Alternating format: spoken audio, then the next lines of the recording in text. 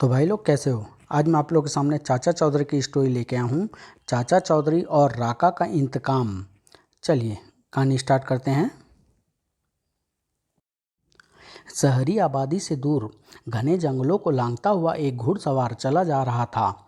एक पहाड़ के पास जाकर वह घोड़े से नीचे उतरा और गुफा के अंदर दाखिल होता है।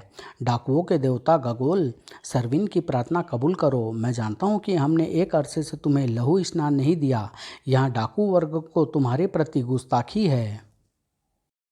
मुझे याद है जब डाकुओं का नेतृत्व राका के हाथों में था तो है गगोल देवता, हर पूर्णिमा की रात को जब चांदनी इस जंगल में सफ़ेद चादर सी फैली होती थी, तुम्हें आदमी के खून से नहाया जाता था, फिर नरमुंडों के गहनों से तुम्हें सजाया जाता था। तुम खुशी से झूम उठते थे और डाकुओं को कामयाबी का वरदान देते थे।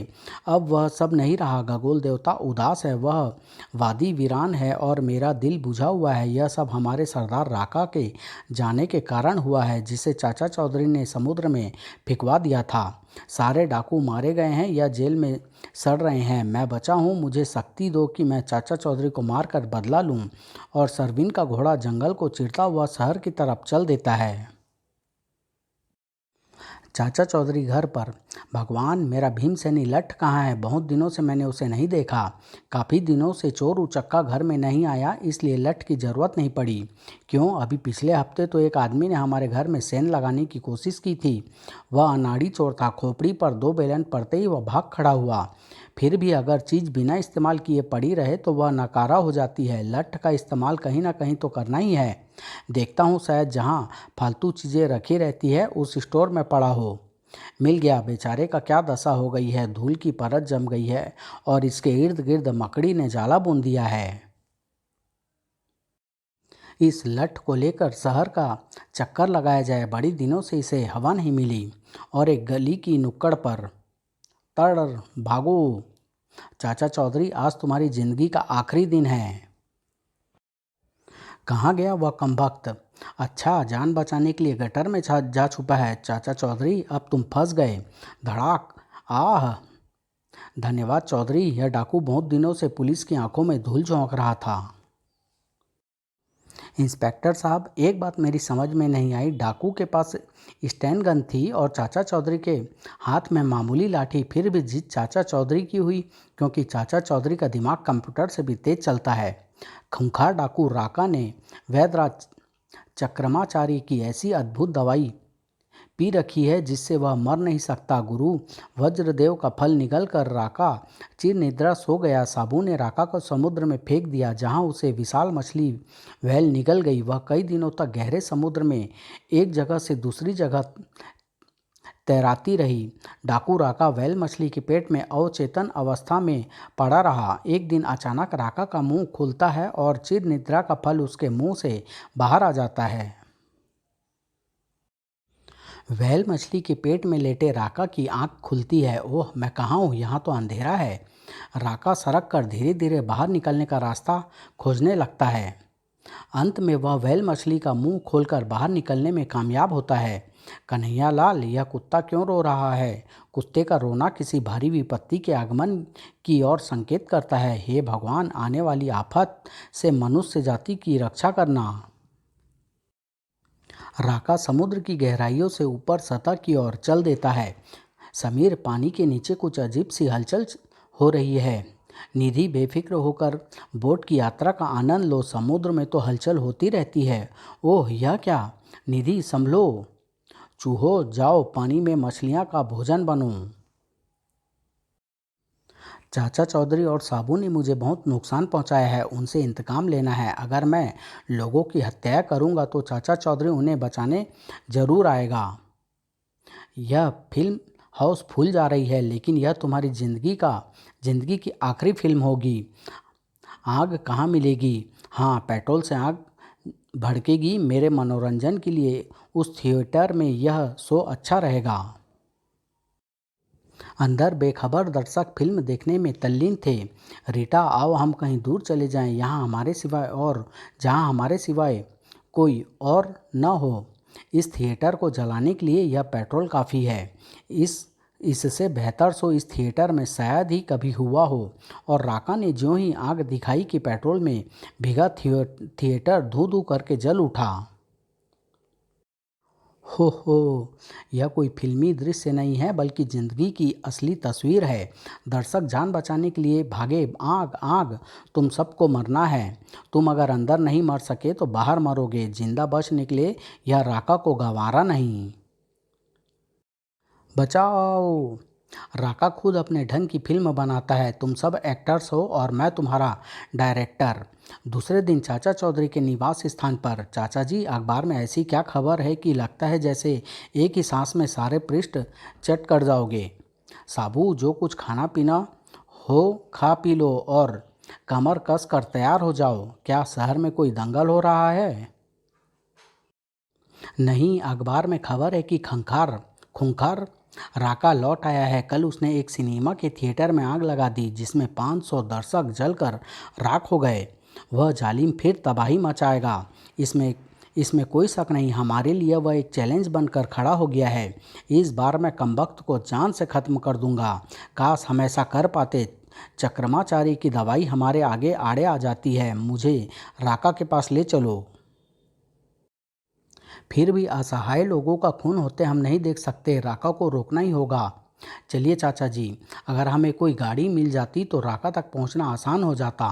सामने मुझे एक ट्रक खड़ा दिखाई दे रहा है, अगर वह हमें मिल जाए तो क्या कहना?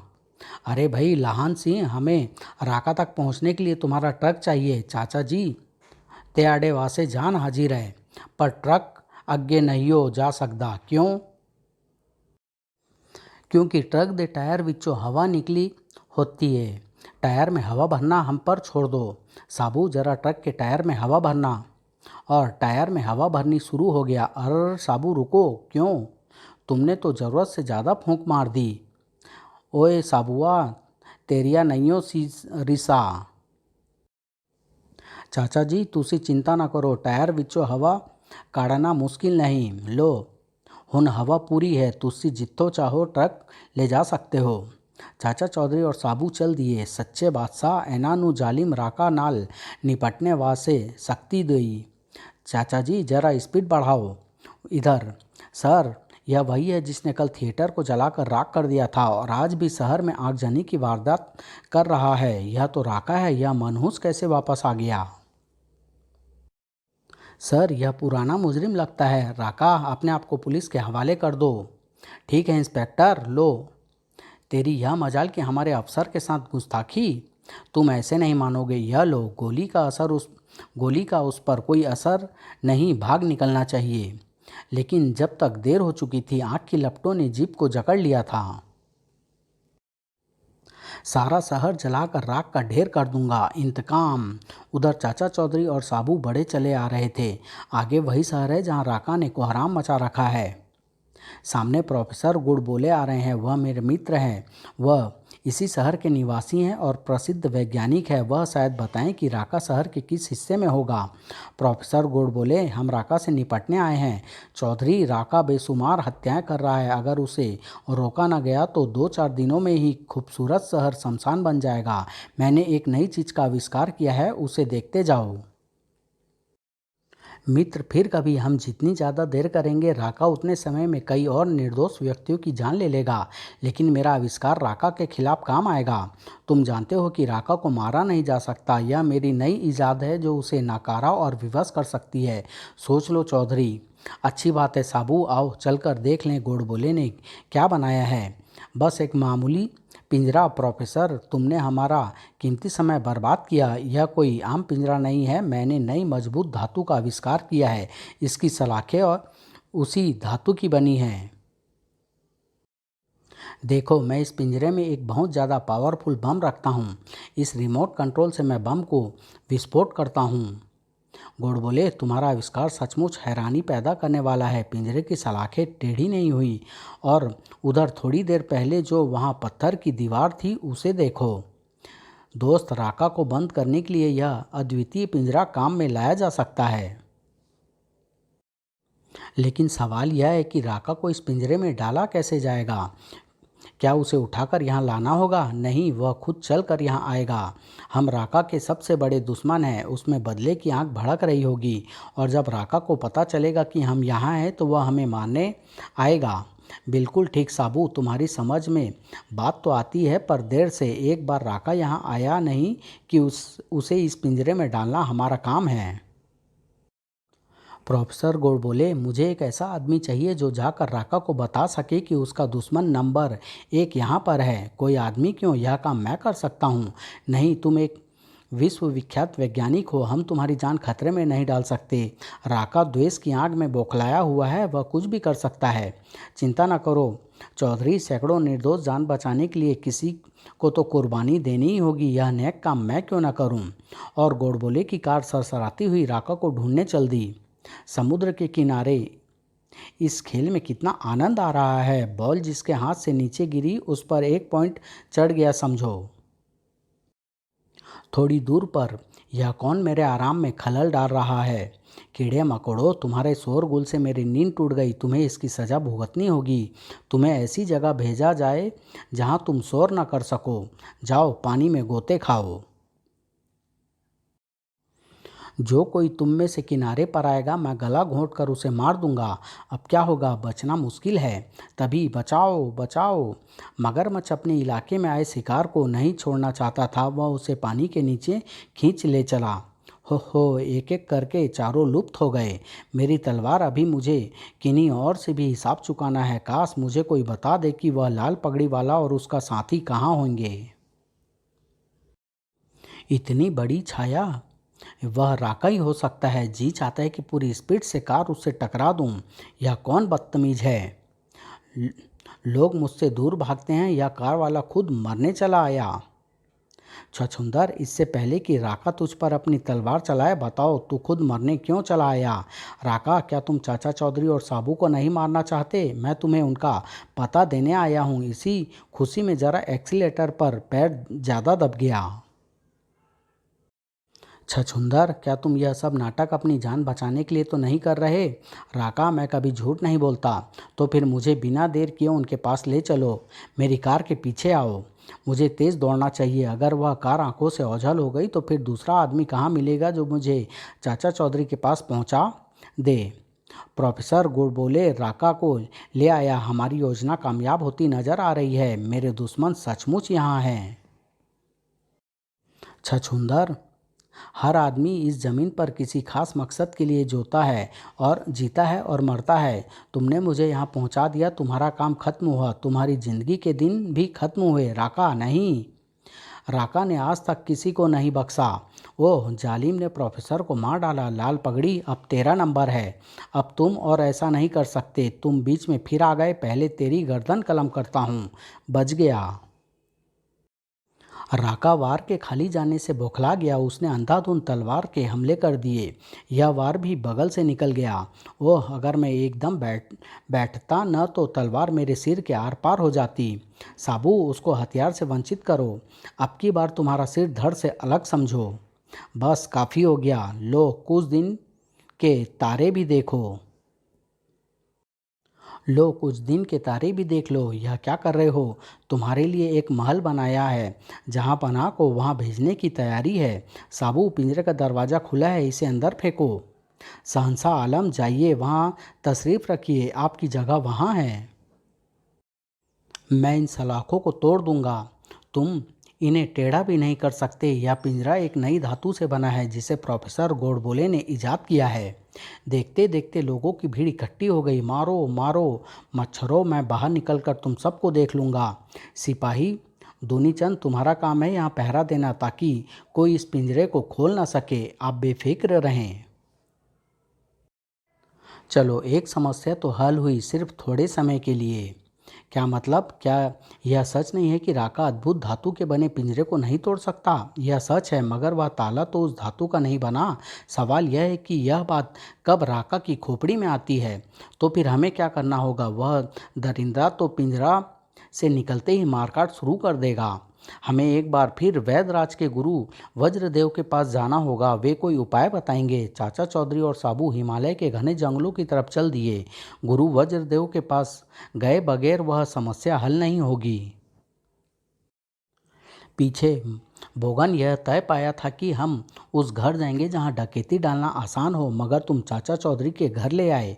बोगन, चाचा चौधरी और साबू दोनों बाहर है। अकेली औरत को लूटना आसान नहीं तो और क्या है। चोर इलाके में यह बात मशहूर है कि जब चाचा चौधरी घर नहीं होता तब उसका घर ज़्यादा सुरक्षित होता है। बोगन, तू बड़ा डरपोक है। बाहर खड़ा होकर देखता रहे कि कोई अंदर ना आए। मैं भीतर जाकर माल लाता हूँ। सब्जी तो बन गई, पता नहीं वे लोग कब घर लौटेंगे। औरत, तुम्हें जिसका इंतजार था वह आ गया। जल्दी बताओ, सारी नकदी व कीमती जेवरात कहाँ रखे हैं। ये सब अलमारी में तुम्हें मिलेंगे। तुमने मेरा काम जल्दी निपटा दिया। बेवकूफ़ औरत को पता नहीं कि मेरे पास खिलौना पिस्तौल है। इससे मक्खी भी नहीं डर सकती। यह रही अलमारी। गुर्र, ओह, मर गए। रॉकेट, इन्हें दूर तक खदेड़ाओ। उधर सत्यानाश, मोटर की सुई बताती है कि डीजल खत्म हो गया है। ट्रक को यहीं छोड़ो, आगे पैदल चलते हैं। इस तरह हम गुरु वज्रदेव के पास देर से पहुंचेंगे। नमस्कार चाचा जी, एक बार आपने मेरे बेटे की जान बचाई थी। कुछ देर मेरे अतिथि बनना स्वीकार कीजिए। शुक्रिया दोस्त, हमारे पास समय नहीं है, हमें दूर जंगलों में पहुंचना है। तो फिर आप पैदल क्यों जा रहे हैं? आप मेरा हेलीकॉप्टर ले जा सकते हैं। वाह, यह घने जंगल में आसानी से उतर जाएगा। चाचा चौधरी हेलीकॉप्टर को लेकर उड़ चला। कहो साबू, कैसी रही ऐसी एडवेंचरस यात्रा के आनंद का क्या कहना। उत्तर की तरफ उड़ते हुए घंटा हो गया। अगले चंद मिनटों में हम हिमालय के जंगलों पर होंगे। हमें जहां पहुंचना था वह अच्छी जगह है। हेलीकॉप्टर उतरना चाहिए। सुरक्षित उतर आए। गुरु वज्रदेव को खोजने में कुछ देर लगेगी। यह जंगल शायद विश्व का सबसे घना है। विश्व का सबसे घना न सही, पर जो घने जंगल हैं उनमें से एक जरूर है। पता नहीं गुरु वज्रदेव ने इस जंगल को ही अपने रहने के लिए क्यों चुना। उन्हें प्रकृति से बड़ा लगाव है इसलिए। अरे बाबा, आप यहाँ? हम आपकी कुटिया की तरफ जा रहे थे। इस घोंसले से चिड़िया का बच्चा नीचे गिर गया था। इसे वापस यहाँ छोड़ने आया हूँ। इतनी आयु में आप ऐसा काम करते हैं जो आजकल के नौजवान भी नहीं कर सकते। यह यहाँ की जलवायु और इस जंगल की दुर्लभ जड़ी बूटियों का सेवन का असर है।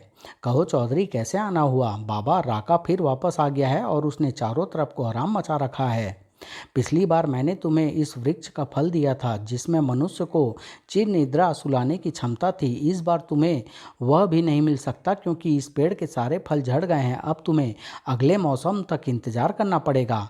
तब तक राका हजारों की मौत के घाट उतर चुका होगा। तो इसमें मैं क्या कर सकता हूँ? बाबा, आपको कुछ ना कुछ उपाय सुझाना ही होगा। आखिर मनुष्य जाति के प्रति आपका भी तो कुछ उत्तरदायित्व है। ठहरो, सोचने दो। यहाँ से पश्चिम की ओर जाने पर तुम्हें एक श्रृंखला मिलेगी। जिस पर्वत पर त्रिशूल वाला झंडा लहरा रहा हो उसके नीचे एक गुफा है। गुफा का द्वार भारी पत्थर से बंद है, उसे उठाना होगा। अंदर जाने पर एक महिला मिलेगी, नाम है सनखो। वह मेरी नानी है, वह तुम्हारी मदद करेगी। बाबा, पिछली बार तुमने अपनी उम्र 1000 से ऊपर बताई थी। तुम्हारी नानी भला इस दुनिया में वहाँ होगी? साबू, यहाँ की चमत्कारिक जड़ी बूटियों ने उन लोगों को दीर्घायु प्रदान की है। बाबा, माफ़ कर दो, हम त्रिशूल वाले पर्वत पर सनखो नानी के पास जाएंगे। एक बात याद रखना, सनखो अद्भुत जादूगरनी है और थोड़ी गुस्सैली भी, इसलिए तुम्हारा साथी वहाँ कोई गुस्ताखी ना करे। और वे पश्चिम की ओर चल पड़े। यह जंगल में रहने वाले भी बड़े रहस्यमयी लोग हैं। काफ़ी समय तक उड़ते रहने के बाद वे पर्वत श्रृंखला के ऊपर पहुँचे और वह रहा त्रिशूल वाला झंडा। बस हमें यहीं उतरना है। आओ, अब हमें गुफा ढूंढनी है। वह रही गुफा जिसका द्वार पत्थर से ढका है। साबू, इसे उठाना तुम्हारा काम है। ओह, काफ़ी भारी है। लो चाचा जी, आप अंदर जा सकते हैं। संभल कर साबू, गुफा का द्वार तुम्हें छोटा पड़ेगा पर अंदर गुफा काफ़ी बड़ी है। जादूगर सनखो नानी, ठहरो, कुछ देर के लिए यह खेल रोकना पड़ेगा। क्यों, तुम हारने वाली हो इसलिए? नहीं, अभी जो हवा आई उसमें आदमी की गंध थी। कोई यहाँ घुस आया है। जादुई रस्सियों, जाओ घुसपैठ को बांध कर लाओ। उसने हवा में जादुई छड़ी घुमाई। ओह, यह क्या! इससे पहले कि चाचा चौधरी और साबू कुछ सोच पाते, वे खींचे चले गए। इससे पहले कि मैं तुम्हें सजा दूं, बताओ तुम कौन हो और यहाँ चोरी से क्यों घुसे हो? मैं चाहूँ तो इन रस्सियों को तोड़ सकता हूँ। हाँ बताओ। नहीं साबू, धैर्य से काम लो। गुरु वज्रदेव ने हमें यहाँ भेजा है। ओह मेरे नाती वज्रू ने, तब तो तुम हमारे मेहमान हो। जादुई शक्तियों, इनके बंधन खोल दो। सनको नानी ने फिर छड़ी घुमाई। हम आज़ाद हो गए। अब हम तुम्हें यहाँ आने का मकसद बताते हैं। अभी नहीं, दूर से आए हो, पहले भोजन कर लो। सचमुच यह मेरी पसंद का खाना है। बताओ मेरा नाती वज्रू कैसा है? उसे देखे कई साल बीत गए, अब वह कमज़ोर हो गया होगा। बिल्कुल नहीं गुरु वज्रदेव, हमें पेड़ पर चढ़े हुए मिले थे, उनमें उनमें अब भी नौजवानों वाली शक्ति है। अब इतनी दूर आने का मकसद बताओ। राका एक बेरहम डाकू है। उसने न मरने वाली औषधि पी रखी है। वह लोगों पर अत्याचार कर रहा है। हमने किसी तरह उसे एक पिंजरे में बंद किया है, पर वह किसी वक्त भी ताला तोड़कर बाहर आ सकता है। नानी माँ, हमारी मदद करो।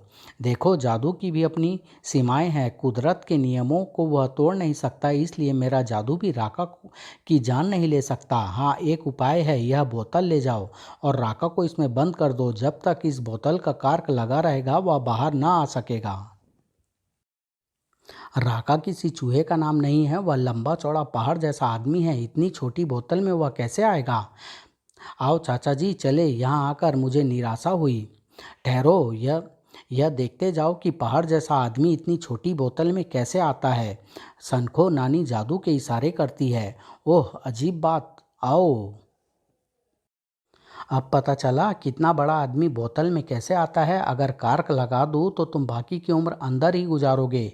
नहीं नानी माँ, ऐसा मत करना। मैं साबू की तरफ से माफ़ी मांगता हूँ। कोई बात नहीं, बच्चा है मेरा। नाती वज्रू भी बचपन में बहुत शैतान था। चलो बाहर निकलो। शुक्र है तुमने तो मेरा दम खुश्क कर दिया था। नानी माँ, एक बात बताओ, तुम्हारी उम्र कितनी होगी? फिर गुस्ताखी। जानता नहीं, औरतों की उम्र नहीं पूछते।